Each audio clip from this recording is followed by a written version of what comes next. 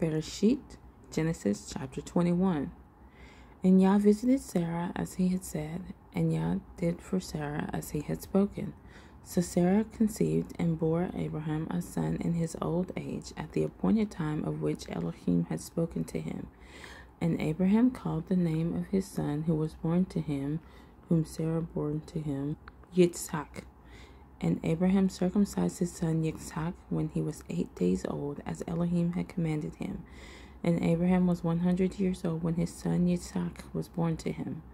And Sarah said, Elohim has made me laugh, and everyone who hears of it laughs with me. And she said, Who would have said to Abraham that Sarah would nurse children? For I have borne him a son in his old age. And the child grew and was weaned, and Abraham made a great feast on the day that Yitzhak was weaned. And Sarah saw the son of Hagar the Mitzrian, whom she had borne to Abraham, mocking.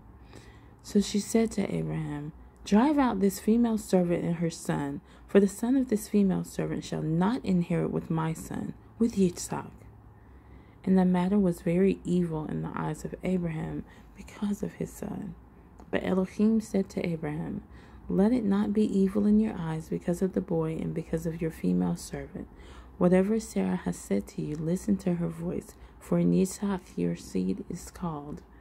And of the son of the female servant I also make a nation, because he is your seed.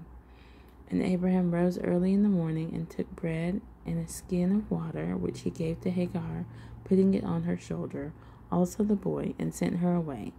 And she left and wandered in the wilderness of BerЄshith. And the water in the skin was used up, and she placed the boy under one of the shrubs. And she went and sat down about a bowshot away, for she said, Let me not see the death of the boy. And she sat opposite him, and lifted her voice and wept. And Elohim heard the voice of the boy, and the messenger of Elohim called to Hagar from the heavens, and said to her, What is the matter with you, Hagar? Do not fear, for Elohim has heard the voice of the boy where he is.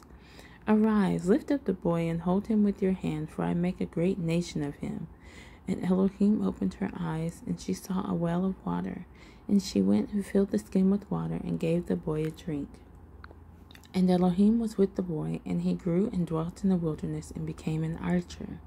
And he dwelt in the wilderness of Paran, and his mother took a wife for him from the land of Mitzrayim. And it came to be at that time that Abimelech and Pichol, the commander of his army, spoke to Abraham, saying, Elohim is with you in all that you do.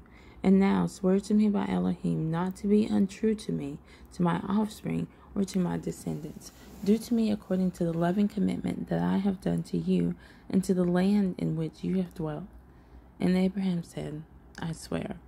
And Abraham reproved Abimelech because of a well of water which Abimelech's servants had seized. And Abimelech said, I did not know who has done this deed, neither did you inform me, nor did I hear until today. So Abraham took sheep and cattle, and gave them to Abimelech, and the two of them made a covenant.